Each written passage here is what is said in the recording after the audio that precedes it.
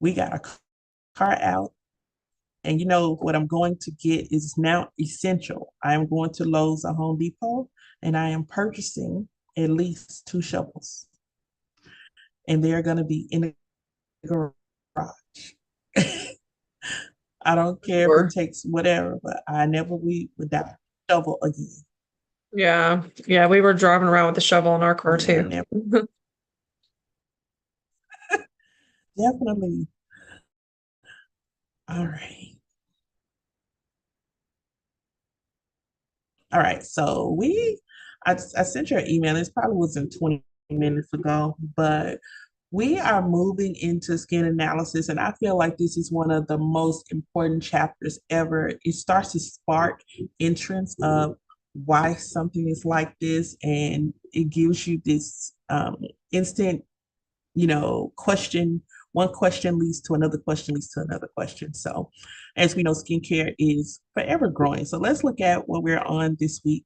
Um, this is chapter 5, skin analysis. We're going to be on for a week, this Tuesday to next Tuesday. So your reading assignments are independent study and theory. Um, we're going to, I want to introduce you to the Fitzpatrick scale and the GLOGA scale. Okay. Those are two tools from this week on. You'll always reference them. You almost memorize them, but it's almost a thing of not memory. It is pretty much every person that you meet that you will think, where are they on this Fitzpatrick scale? Well, a lot of times people think, oh, your education is driven by product, but no, I like to have education without brand name. You know, so even if the brand name goes out of business, you still have the education. And so just really be mindful and look at that too. I wouldn't purchase anything without education, but also it's just not my only way of learning. So having a full understanding of skin analysis helps you determine what products to use on the clients and what does that treatment plan looks like in the future. So if you can really, if you meet someone and you look at their skin, you may go 2 or 3 questions in and you already know what the skin needs. Initially, I trained my eye because hair color was initially my thing. Yeah, it's a natural gift. I'm a mathematical learner, so I have formulas before they finish talking and me looking at something. My formula have already computed in my head. Okay, so it was just natural to learn with numbers. Um, but when it comes to skin analysis, I'm also acquisitive because one part of the industry, and I've said this before and said it a million times, if you can solve someone's problem, you're always going to be good. You're always going to have that rapport of they know what they're talking about, and what they're talking about is actual factual, because we can take this and I can definitely see results. Okay, so you're going to take many different things in. So I don't want anything to be overwhelming, but you're going to have snapshots of the seasons, of the weather. You're going to have snapshots of someone's nutrition, someone's that includes their education in exercise and the way that they eat. And you're going to have a snapshot. That's why they call us the doctors as well, but we are not. You're going to have a snapshot of their health background, like what is actually going on in the body. Your skin can tell you exactly what is going on inside of the body. We can't diagnose them and say this is what it is because we're not doctors. They make that clear. But when we see stuff, I tell my students to say something, and that causes them to go to the doctor and they say, "Hey, you were right. I did have some hormone issues. I did have this and I did have that." And so this is why we always study outside of what we're supposed to do, which means sometimes watching some documentaries. Sometimes you may say, this part of the skin analysis thing I really, really like. And if a client says, hey, yeah, I'm dealing with, just say a client is dealing with heart disease. That's a major organ. And also we dealing with the circulatory system, okay, and the muscular system. I would do a little research on medications and ask her medications are you taking, if any, and then I would research those medications and find out what the side effects are. If those side effects affect hair, skin, nails, I need to be right there with the treatment plan. Okay, so I need to always have A, B, or C contrary to others' belief. I need to make sure that the medication is not causing further issues, but that we're offsetting whatever could happen to the hair, skin, and nails from the medication. So it is commitment, it is commitment, but it is an amazing journey when you see people from before and they're after. So anybody dealing with anything has to go through skin analysis first. So it's going to be an important part of our training. Looking at our objectives, okay? Objectives 1 through 8. At the end, next Tuesday, we'll go over these objectives. We want to be able to identify some part of each objective, from explaining the purpose and process of skin analysis. How do we do it? Okay. To identifying the 4 genetic skin types. Okay. And here's the 4 skin types. Some people will say 5, but our textbooks and what our testing tools for state board, we only identify 4. Okay. 4 skin types.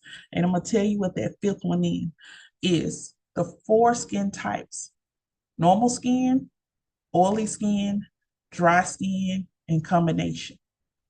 Oily, dry, combination, and normal. Those are our 4 skin types. What's confused as the 5th skin type is sensitive skin. Sensitive skin is not a skin type, it is a condition of the skin. You can have oily skin, but oily skin can also be sensitive. You can have a combination skin, and combination is oily and dry. You can have a combination of skin, and it can also be sensitive. So, sensitive skin is a skin condition, and it can affect anybody.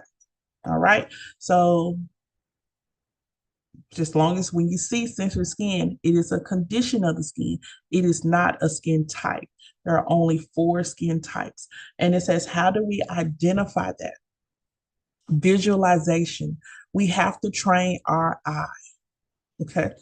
Our eyes. We have to train the eyes, which means sometimes people are like, what are you looking at? I'm literally looking through, not their soul, but I'm looking deeper into their skin because I'm looking for stuff that looks abnormal.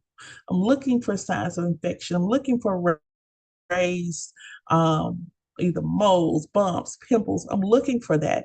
I'm looking to see if the pores are tight together or if I can see them walking up, if they're wide. I'm looking at the skin from a different lens. Okay. So, estheticians, we deal with the skin, which is the largest organ of the body. And so, we're going to, look at things a little bit different. And so, when it comes to skin types, not something you're going to read, it is going to be something you're going to see. Your eyes will literally, you can visualize and trust yourself on what you see. That's what it is. Okay. Visualization, palpitation, that is touching. So you will have to sanitize your hands and ask permission for the clients. Can I touch your skin? Okay. And most of the time we in a client consultation area. So yeah, I'm gonna touch the skin. You're looking for feel. Okay. Is it rough? Is it dry? Is it oily? Okay. Is it normal? You're just looking. Okay. You're looking and you're touching. And now consultation. Now I get to open my mouth and I get to talk. And I'm asking questions about what I see and what I've touched. And so that's the consultation. All right. So as we talk about the skin types, and anybody that comes in, they could tell you they got oily skin. I should be able to pull questions from it concerning oily skin. If someone says they have oily skin, I'm looking. One indication of oily skin, you can see it that sits up on top of the skin. Oily skin is an abnormal production of sebum, abnormal production of oil, which means your body naturally produces it, but my oil glands are just producing more. And so the port is so small, it holds some other things in there. And so once it comes out, it just pushes to the top and sits on top of the skin.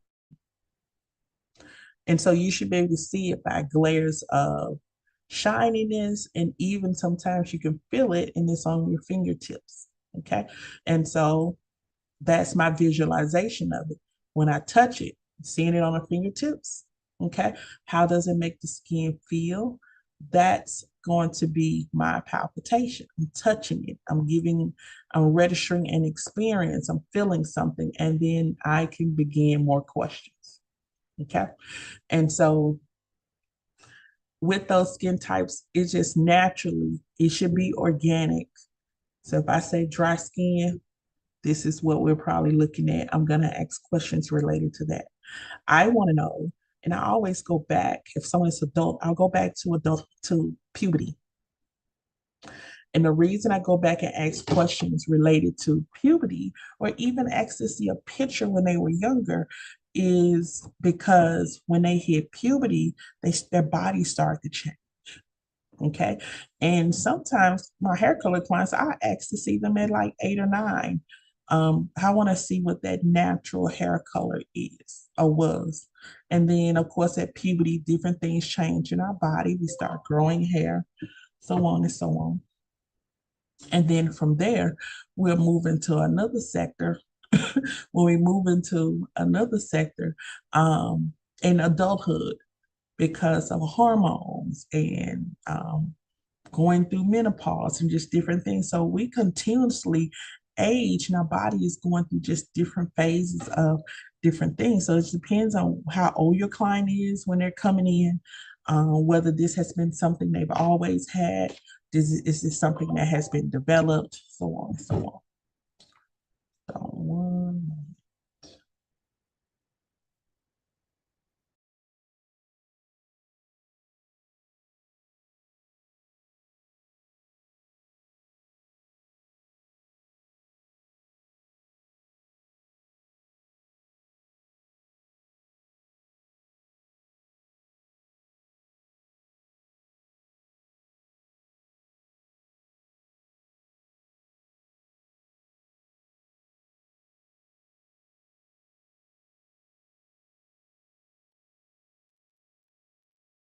Did you mean to mute?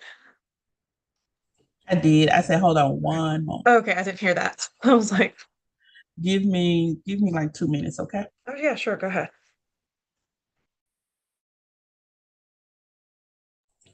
I'm gonna stop share. I have to go to another screen and send this report off really quick. And plus, I mean, I gotta update you about yesterday. So give me 2 minutes, okay? Oh yeah, like with the Mississippi stuff, is that what you're talking about? Yeah, it benefits Yeah. you. Well, not you, but it benefits those students. So let Mm. me come back in 2 minutes. I'm gonna send my report off, and I'll be right back. Okay, go ahead.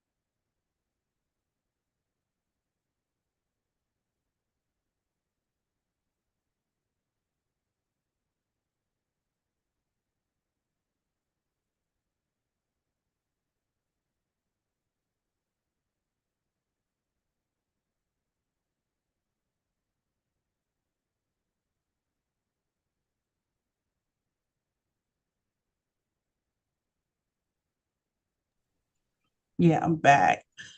I have a student on the other side of Gatlinburg that had a online issue. I had to log in and get some information for her.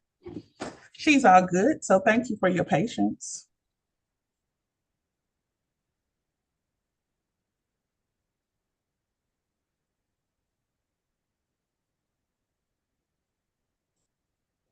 Okay. So she's all good.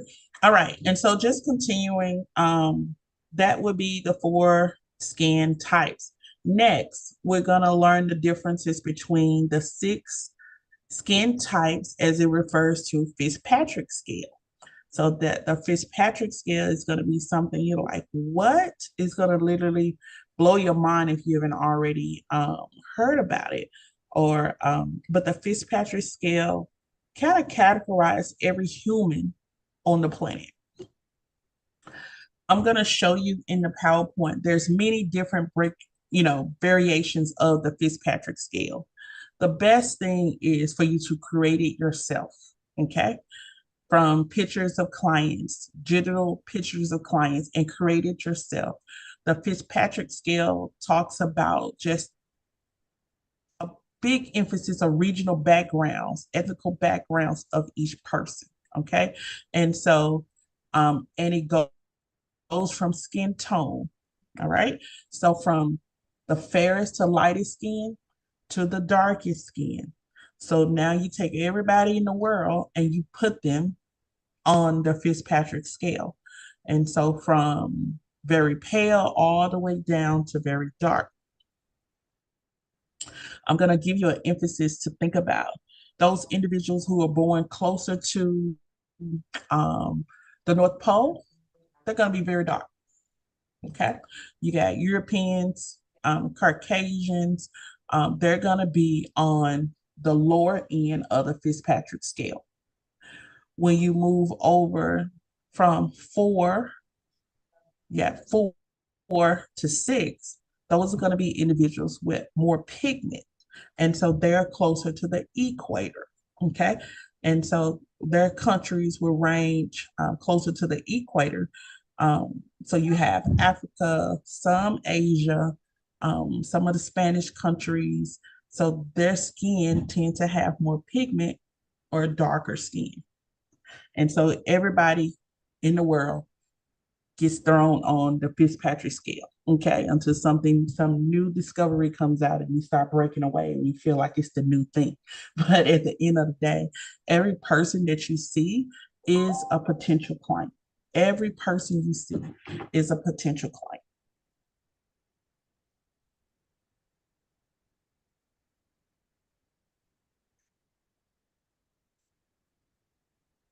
Okay. Every person you see is going to be a potential client because you're not going to study based on skin type. You are going to, as far as skin color, you're going to study based on what's going on with the skin, where they are on the Fitzpatrick scale.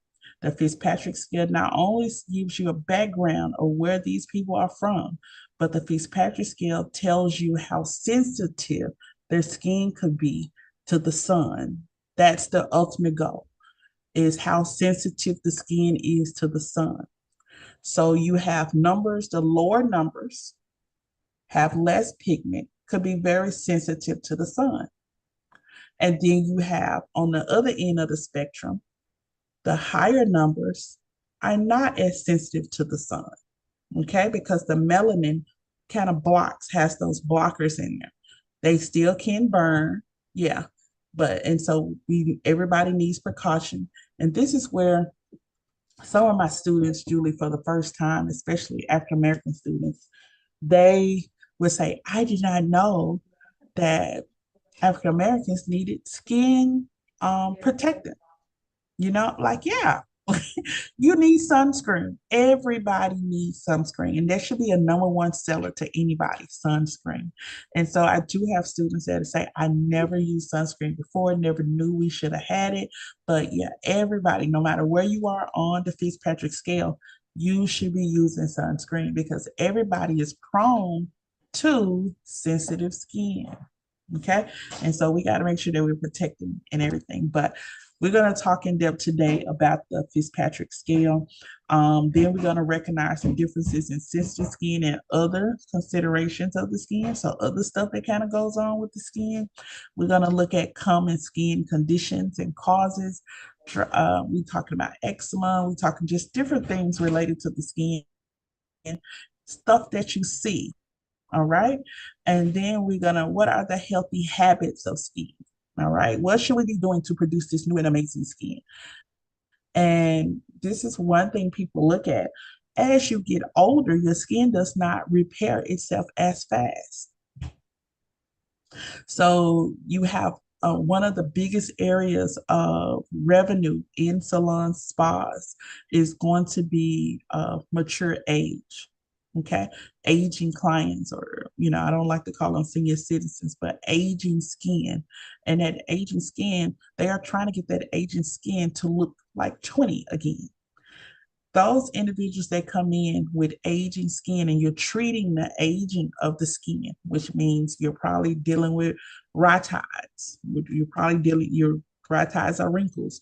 You're dealing with maybe some dark spots. You're dealing with maybe some texture issues, and maybe it's not as soft, some drying. Okay.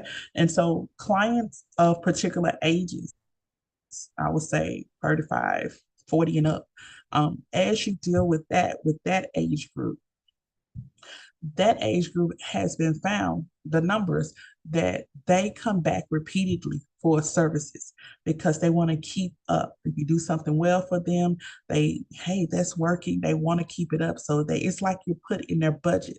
Whereas you have a lot of maybe younger clients that just want trend services, and trend services are fine. But the next thing I'm gonna teach you is the glow guy scale. You got to keep that up, and your skin ages. Okay, so as it ages, and you're getting a few things, you got to kind of keep it up as you go. So um, it's very important for us to learn about analysis, the skin types of Fitzpatrick scale, the different things that be going on with the skin. Some people do consultations for free. I would say do a couple of the practice, but consultation is going to take up some time. And so my consultations, I don't like to do them for free because I know I'm going to give them more than what some people would give them if they were going and I'm just going to give them more. I'm inquisitive. I'm going to get to the problem of it. And for me, it's not so much time as money, but I value the time and what I know. And so my consultations do have a cost to them. And especially if you're going to run over 5 minutes or over 10, I would say, let me just be realistic, 15 minutes, you need to schedule additional time. Okay. You know, you need to some kind of way work that in. A consultation cannot be an hour and then you got clients still coming in. So we have to do that accordingly. And you got to make sure our team knows that as well. Um, so we're going to talk about some healthy habits, determining the best treatment contraindications. And that's going to be a key word. Contraindications is the what if, the doubts, the whys. Maybe I can't do it. So what is going on with this person that does not allow us to do the service? Every client that comes in, we're gonna rave. We want to do everything, but we do need to have the conversation. Once they talk about the medications, once they talk about the last services that they've done, once they talk about the cream that they have on their skin from a dermatologist, what will your skin allow us to do? Okay. And what could possibly happen on the negative end if I do this service? So we always have to think for the future and operate in the future. When I talked about the dermatologist cream, I can't wax you. I can't do chemical pills on you because whatever cream that you have, particularly probably something for acne, it is causing a barrier on the skin and it's weakening it's a protective barrier, but it's weakening that main organ. That skin is weakening. Okay. And so if I put wax on it, I'm gonna pull up layers of skin. So the client is gonna be hurt, bruised, disappointed, all that good stuff. You can't do that. They may burn. I may use a product and it may burn their skin. So we just have to make sure, okay, that we know our contraindications. I know they're gonna have to wait. We have to make sure that we know our contraindications. And we should know for every service we're gonna do, we should know at least 3 contraindications. If I do this, this may happen. If I see this may happen. Okay. So that's just part of us learning. And then we'll learn our documentation. Okay. We'll perform, we'll have self-study. You actually have a project that you're going to do within the next 7 days, and it's in the lesson plan that was emailed over to you. And so tomorrow we'll dive into that. But let's look at our presentation that we have today. Okay. Um, and I want to say that,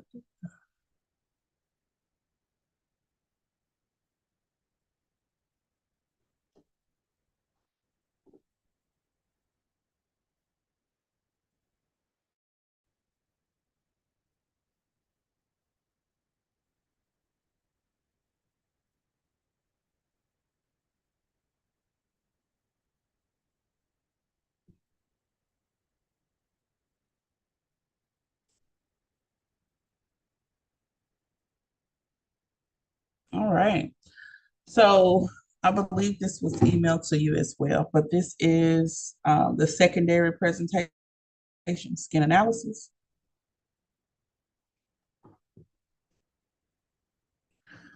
For chapter 5, just coming in, it talks about hitting one of those objectives, the types of skin.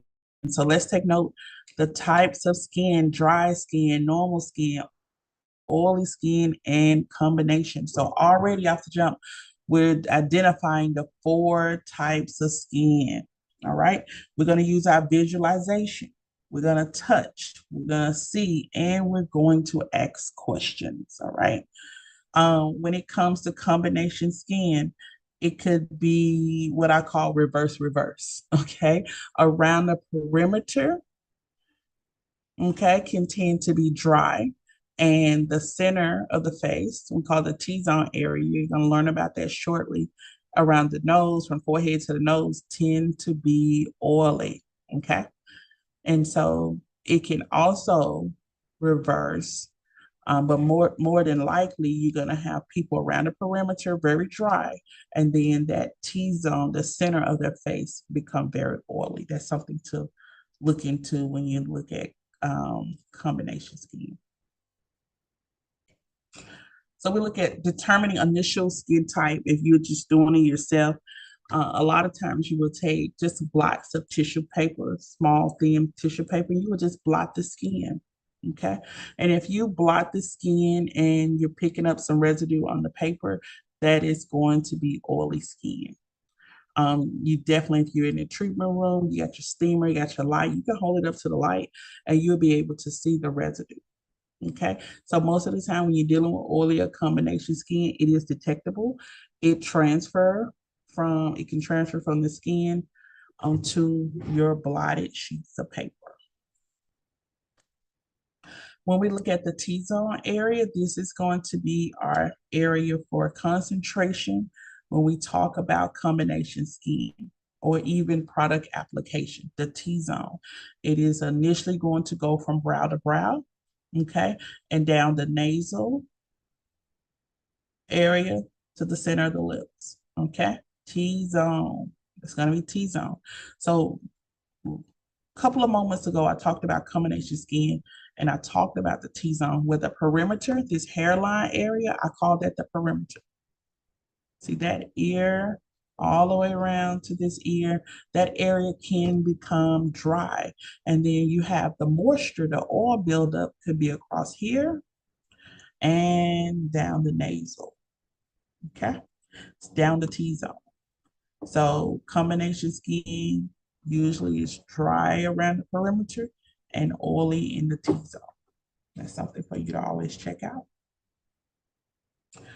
Again, when just determining skin type, we talk about using mild cleansers. I'm gonna tell you now, I am a gentle, I make my own beauty bars. And pretty much my skin is sensitive. And so I've had to come away from just different chemicals. And I'm just like that with medications too. I don't like putting a lot of medications, chemicals in my body. So my question to healing is, every now and then you may have to have an ibuprofen or something, but my odd to healing is tea, drinking tea, making organic syrups or tinctures from the herbs, and then making my own beauty bars. And I started doing that because my skin did a whammy in the pandemic. Um, that mask acne and stress came out on my skin. And it happened to a lot of people just not knowing what tomorrow would bring. And so I had breakouts. I never had breakouts before. I had a little bout with melasma. Never had that before. And so it was just really interesting of what my skin was doing. And it was just reacting to just internal stress. Um, so I had to, at that time, I stopped watching the news. And because the news would fuel just anxiety and things of that nature. So a lot of things I had to stop doing. And so what I did start was I was a colorist, so I was good at formulating. I started using those skills and saying, what do my skin need? So I started building formulas for beauty bars for my skin, body soaps. If someone told me that their body was aching. I knew exactly what, hey, you can try it, but do this. And I would build these body soaps and sell them. And people would come back and say, oh my goodness, it felt so good. I was like, okay, it's working. Built something for my mom because her body was tired from work. And I told my mom, I said, it's for nighttime. But she took a bath in the morning and she was like, I've been asleep all day. So got a little niche for formulating, but I had to build my own stuff. So My cleansers are organic, no artificial colorants, no perfumes. And so, if anything, it's essential oils, honey, sea moss, all that good stuff. Okay. And so, it's just, I love skincare products, but my skin does not react the way it's supposed to with everything. I love perfume, but I cannot, certain perfumes, I cannot let it touch my skin. It triggers my eczema. So I can put it on my clothes, and I like toilet water when it comes to perfumes, not oil based, just simply because it doesn't irritate my skin as much. So as your clients will come in and talk to you about this stuff, you'll be just taking mental notes. Okay. Taking mental notes, might even have your phone out or something, taking notes. But you're taking mental notes, and you're basically, your client is telling you what has been going on with their skin. And so from there you can start to make decisions. Where do we move from here? Now we're going to go into the different skin types and just look at how it looks. What is normal skin? Okay. Okay. Eudermic, normal skin is eudermic. It means it is well balanced. Okay. It has a great balance of oil and water. Okay. A lot of time people get dehydration and dry skin mixed up. All right. So a dry skin can be lack of oil. Dehydration is lack of water. Okay. So can somebody have dehydrated skin and dry skin together? Absolutely. You got a whammy. It is something like, okay, we got to get rid of two of these things got to be fixed. The first one, let's say dehydration, you ask about their water intake. You ask about how they are protecting their skin, talking about the drying, they're protecting their skin when they go out in the winter weather. Um, it's not so that you use just a basic oil or just a basic lotion. You may have to, you know, send them something, or sell them a retail that has a combination of such. Okay. Um, Transepidermal water loss, TEWL. You'll see that again. It's just a lack of water. So we got to find products that will hold its base and cling to the skin. Okay. So a lot of times that is customized um, products and oils, creams, conditioners, skin tonics, toners, all play a part in making sure that the skin stays hydrated. Okay. And then what you can do also is making sure you're drinking your water, and you're not drinking soda pops or anything that's red, like red drinks and juices. Have just um, the food coloring. I believe it's number 5 or something, but it's the same thing that they tell kids not to eat the tox, the Takis and Cheetos because of that artificial food coloring. It irritates the skin. Okay. And it's also been found to cause ADHD and just so many different things. So I tell my clients all the time, I ask them what their favorite snack is, because they may have some pimples, but they don't have, um, acne grays. They just may have like grade 1, which is like a few little pimples, and they may have it on their cheeks. And so when I see, particularly with women with it on their cheeks, I said, "So you a snacker?" And they go, "Yeah, how did you know?" I said, "What's your favorite snack?" They'll say Cheetos or chips. I say, "Yeah, you gotta stop. You gotta pause that, because it's giving us a reaction on your skin. And if you're eating chips, 9 times out of 10, you're eating soda pops. You're drinking soda pops." And so that's when we have the healthy skin talk. Okay. Help me help you. And so just telling them what normal skin is, and this is where we want to be. This is how we're going to get there. It's going to be amazing. How should you identify normal skin? It's smooth, fine pores, no sensitivity, no blemishes, few or no breakouts, and radiant complexion. Just an amazing complexion. Okay.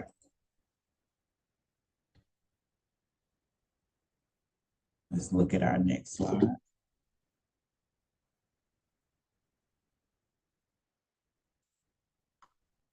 I'm gonna stop sharing and then jump back in.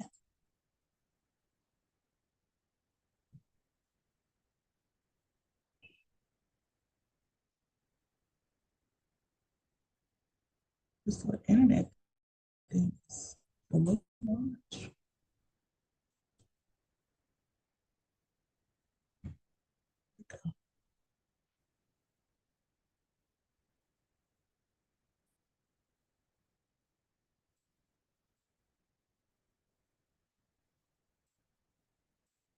Okay. Maintaining healthy skin, staying hydrated, wearing sunscreen. As I stated before, everybody should wear sunscreen. Moisturizing. Okay. I like creamy, light moisturizers. You don't want the client to finish their whole facial and then it just feels heavy on their face. And want something very lightweight, but very powerful. Remove your makeup before sleeping because it can cause you to have breakouts, okay? To move you from that healthy skin range. Over a period of time, it can just lead to breakouts. It can cause a hygiene issue because now that makeup can be on your pillowcases, things of that nature. And then the more you embed your face into that dirty space, you're going to create an environment that's going to transfer a bad environment that transfer to the skin, and you're going to have a breakout. Okay. We also tell clients, students as well, make it a routine that every week you're changing, your sheets, you're changing their pillowcases, things like that. I had a student, she was like, they didn't have a washer and dryer. And I said, whatever we need to do to make sure, one, that you have clean clothes, that your hygiene is in place. We also need to make sure that when you're washing those items, go ahead and wash the sheets and things of that nature so you can reduce bacteria that will sit up on your skin. You would think in adult education that they will already know that, but we have to sit back, and even myself as a teacher, I'm there to teach. Okay, so everybody don't get the same upbringing and home raising, you know. So sometimes you got to teach, go a little further, and give instructions about hygiene and things of that nature, and making sure you have a routine before you go to bed. Okay, just making sure.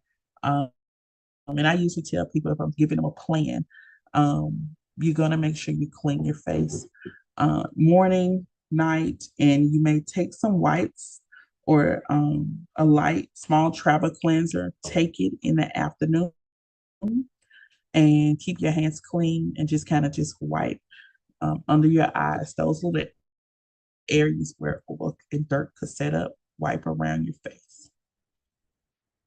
And usually, once you start treating the skin better, the skin responds. Okay, it responds with beautiful, radiant skin. I have this particular picture in here because I wanted you to see these three people. We're going to study the Fitzpatrick scale and just go over a little bit before you release.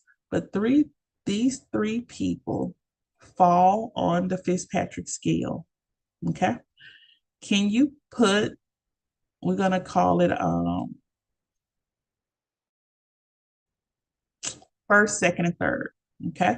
First is the lowest number, which is the lightest skin. Second is the medium skin. And third will be the darkest skin. All right. Who would you put as first, Julie, on your end? Who would you put as first when you look at these three?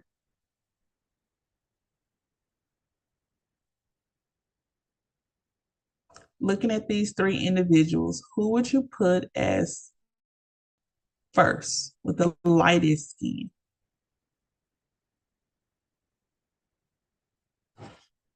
Are you there, Julie?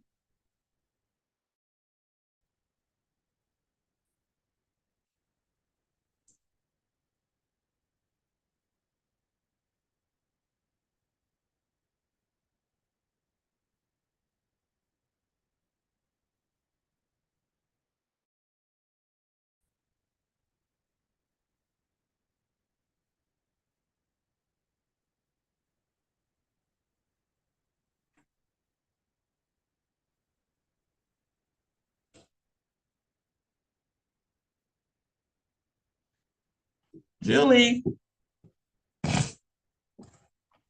All So right. sorry.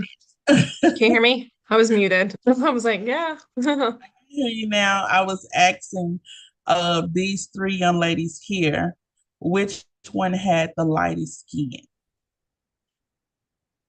I feel like that's a trick question because I feel like I would say the one in the middle, but Right, right. okay. I was like, is that a trick question? So sorry. No, no, it's not a trick question. You are absolutely right. The one in the middle has the lightest skin. We're training the eye. Of the two on either side, which one has the darkest skin? The one on the right. Yes. Okay, with the red lipstick here, the darker red lipstick. Uh-huh. All right. So now, if we would look at just levels one, two, and three, we have level one, Hmm. this young lady in the middle. She has the lightest skin. I also want you to reference she has a red undertone in her Hmm. hair. Okay. And we can go a little deeper. You can see her eyes a little bit too. Okay. Hmm. So it looks a little cool in her eyes. And, and number three, with the darkest skin, this young lady here, she has obviously a little bit more melanin in her skin and her eyes are darker. Now, this may not be her hair, but typically those individuals with this skin tone and eyes will have darker hair. Just reference that, okay? Okay. What comes in the middle is going to be this young lady here. Now, everybody but the person in the middle is a person of color. Hmm. All right.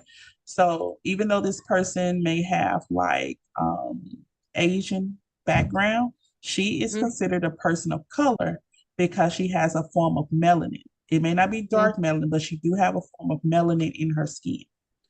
Now, when we talk about Fitzpatrick scale, this young lady, if you was to look at her on paper, she would be the most sensitive to the sun.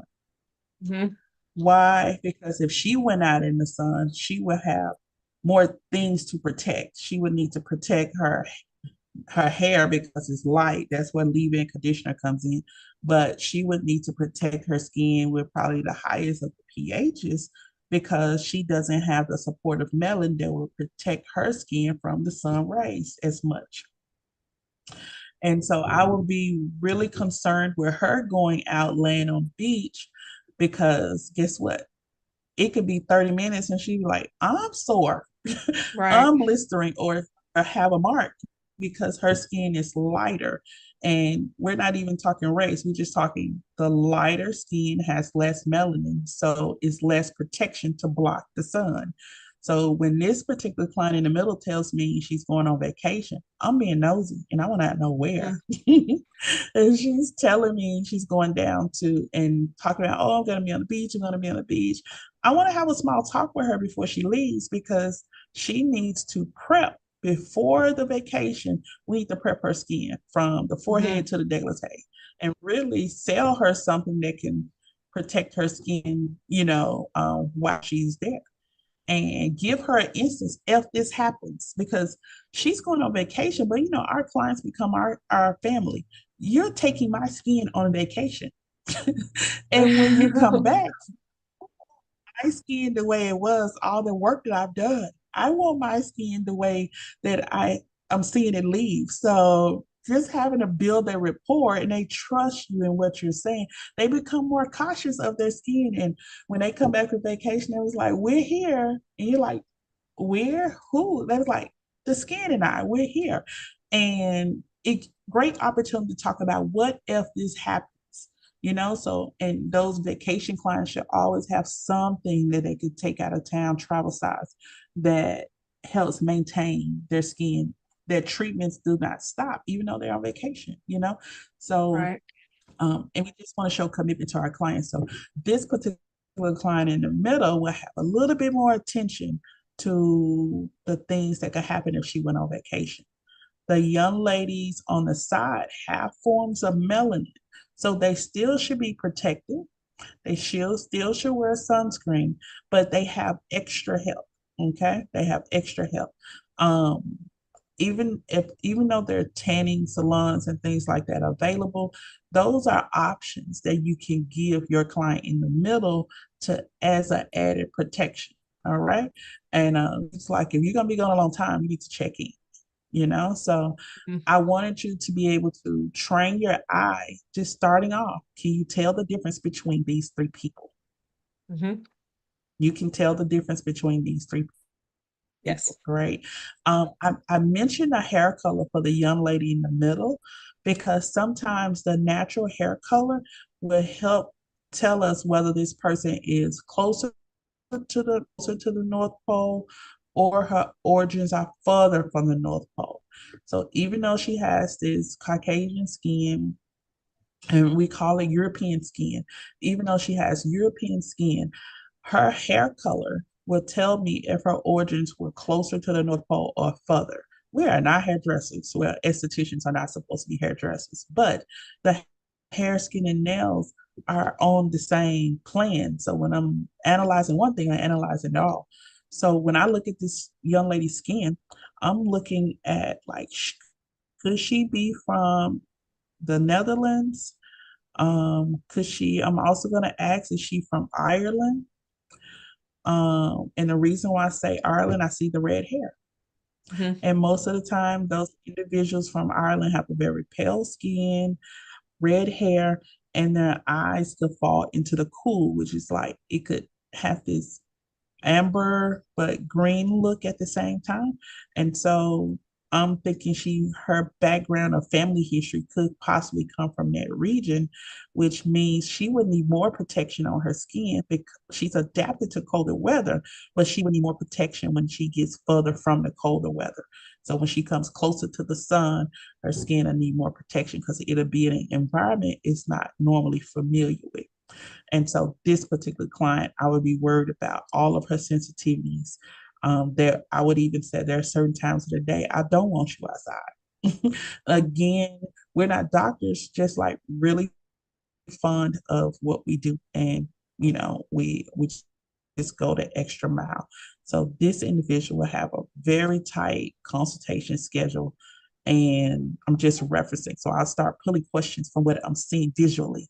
And Mm-hmm. when I go to the young lady that has that Asian descent, oh, before I go to the young lady with the Asian descent, you can still have someone who's Caucasian European, but their hair is dark, and you'll notice that their skin is a little darker too. They call that a dark Caucasian. So whereas this lady would be what we call a 1-2, which is the lighter form of the skin. 1-2, the person that has the darker hair, more richer, thicker eyebrows, darker, deep eyebrows, but still European skin. I would call them a 3, darker Caucasian, because that person is starting to have the elements of pigment. That Okay. individual will probably have a background of brunette hair, Dutch, may have some Italian, beginning of Spanish, just some um, a mixed background. But mostly these individuals, their heritage may come from Italy, Greece, somewhere up in that area where now they're moving further from the coldest part of the earth. And you may say, Ms. Cox has brought this whole geographic book, but this is stuff we study. And when I guarantee now you're going to start looking at people and you're like, where you from? Where's your family from? A whole DNA um, question was that 23andMe background of where you're from so we can get closer to what's going on with the skin. So, and that happens. And then, of course, when we get down to from 3, we have 4. Asians will fall into a hard 3 and soft 4. Hard 3, they're right in the middle of that scale, some pigment, not a lot. And then you move from 4, 5, and 6. 4, 5, 4, I don't want to say like African Americans, but African descent that has just a melting pot of pigment. And so those individuals would be your Mexicans, your Hispanics, your Latino, Mexican, Hispanic, same thing, but you're Latino, anything in that Panama area, Filipino, and Black African descent mix, and also, of course, the continent of Africa. So those individuals will fall into 4, 5, and 6. So the darker the skin, they're further from the coldest of the weather. The darker the skin, they're further from the coldest of the weather, and also the darker skin, they're closer to the sun. So they have this natural protective. You may see their skin as they age, they they would not take on certain wrinkles and things of that nature until they're really, really older, because that melanin has preserved and fought against even that aging. And so these are the clients. This is what we want to reveal to clients when they come in for consultations is we know exactly where you are, and this is our plan to help move you to the next level. So very, very exciting. And this is an example of a Fitzpatrick skin type. And we're going to get ready to go off. I just want to go over examples. The American Laser Skin Spa. So this is how they would categorize um, types 1 through 6. Number one, a type 1 never tans, it always burns. This is the person who is saying, I'm gonna tan, but they never tan, it's just burning. And so this person just needs to do like a product type tan or a spray tan. They cannot do the sit-in machines. They cannot do with the tanning beds. They're not able to do the beaches because it just becomes like sour to them because they have this discomfort from burning. They're literally going to burn. One also will be albinos. Okay, those individuals that are born with no pigment in their hair or skin. So albinos will fall into this category as well. They will not tan. Then you have 2, okay, occasionally tans, but usually burns. That's our individual we saw in the middle. Then you have 3. This is what I was saying when it comes to dark Caucasian. You literally can see natural brunette. You see there's a darkness, added pigment to the skin. So now melanin is started to peek through. And then you see 4, usually tans. I'm going to tan. So wherever there's melanin present, um, it will get darker if the sun touches it. All right. So usually tans, I'm not going to burn as much. And then you have mostly 5, mostly tans, almost never burns. And then you have 6 that probably have the most melanin in their skin and then never burns. Okay. But this is what I want to say. When it says never burns, you can't sell that to your client because clients will burn. Okay, especially if they are negligent about being out there unprotected and things like that.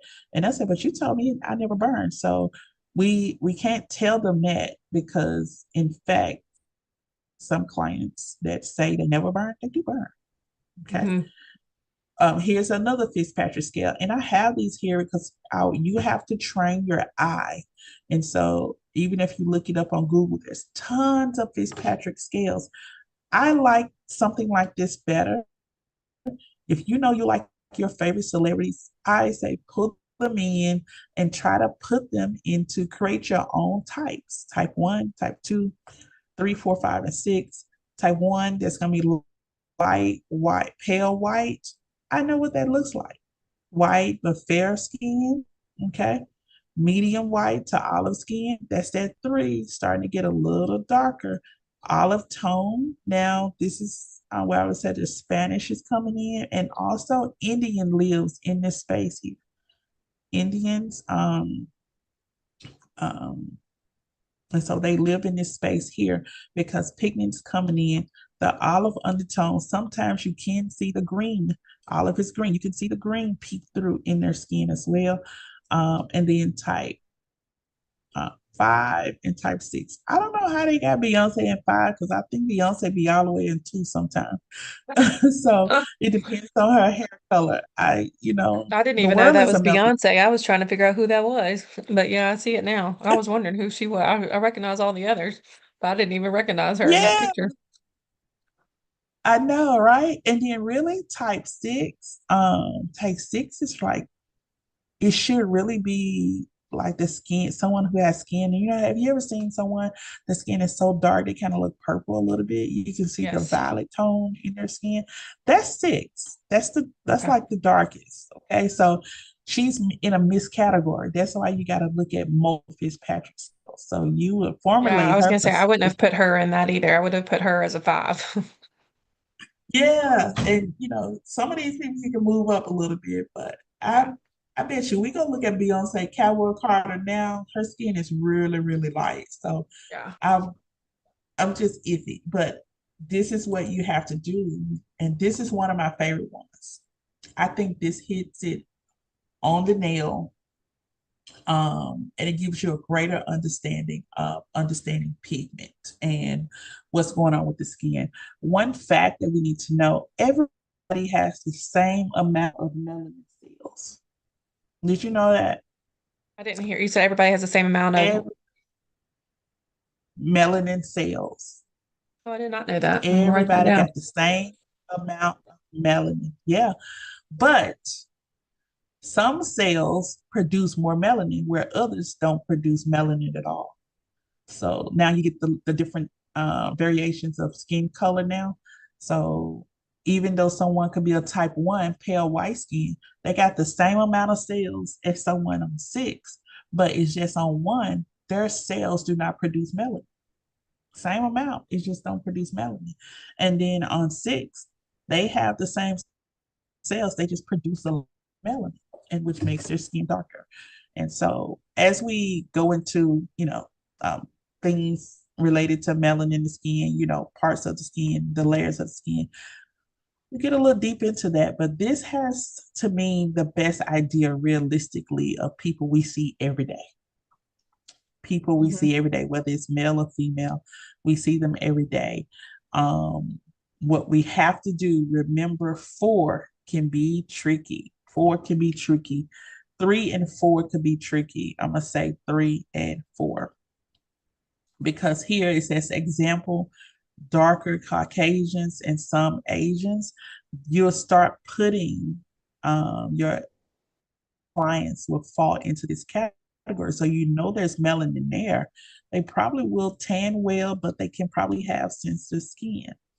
And then, really you have your Mediterranean, Middle Eastern Caucasians, and Southern Asians. They will fall into 4, but they have Hispanics, and Africans in 5. They're 4. A Latino is really hard for a Latino to be in 5, where Latino skin is just say Puerto Rican, and they have that country was founded by Frenchmen. And so they had lighter skin. They came from Europe. They had lighter skin. So as they intertwined, became a melting pot. Latinos are naturally, they have lighter skin. And whereas you look at Hispanics, Mexicans, they melting pot was with Africans and Native Americans, some Spaniards, some Frenchmen, but their skin is darker. And so I found really quick, I had to correct myself because I called a Latino a Hispanic one time when we were talking about makeup. And she was like, I am not Hispanic. I was like, really? Okay. So I'm just more respectful of cultures now and just be mindful everybody that looks like this is not it. So I would not put a Latino in a 5. They would have to go in for me somewhere like a 3. Hmm. Um, but each person, would be different. Um, the Mediterranean, I think 4 is spot on, but I would also add African. Okay, some Africans, and so 4 if you service a lot of clients with pigment, if I'm going to a trade show, and I do this all the time, I go to a trade show and I like skin scripts. I go sit in skin script class. And so skin script is mostly trying to sell you peels and enzymes for, all that stuff. I like all of your data is amazing, but what does it do for clients 4, 5, and 6? Mm, And they'll go, what? I'm like, yeah, what? Like, it's you can't say all of my clients are going to be 1, 2, and 3. So what are the benefits to 4, 5, and 6? Because anybody can book you. And so you may have a diversity of people that come in. I want to be prepared to treat people 4, 5, and 6. And so I found the last couple of years, companies are expanding their data, and they're doing more testing and giving you information for all Fitzpatrick's, and not just keeping it at 1, 2, and 3. And that's because the industry has expanded as well. So just mindful. I always ask about what Fitzpatrick's it may service. But I sent you this. I'm going to prepare to close it. I did go over today. okay, But tomorrow we're going to pick up here. Okay. okay. Go ahead Sounds and good. start reading. I know you started the other day. Yeah, go ahead and finish reading. I sent you those 2 emails, and we're gonna be back here tomorrow. And we're gonna start with some questions about the Fitzpatrick scale, just building, learning about our way around skin analysis. Okay. All right, sounds good. Thank you. Probably I'm checking hours and stuff this week. So we have a report that's due in Tennessee by the 10th of each month. That's our legal thing, okay? So I will be working all week on hours. I know we didn't get the follow up, but we will be followed up by Friday, okay? Okay, sounds good. Thank you. All Uh, Thank you. Have a blessed one. right, you too. Bye bye.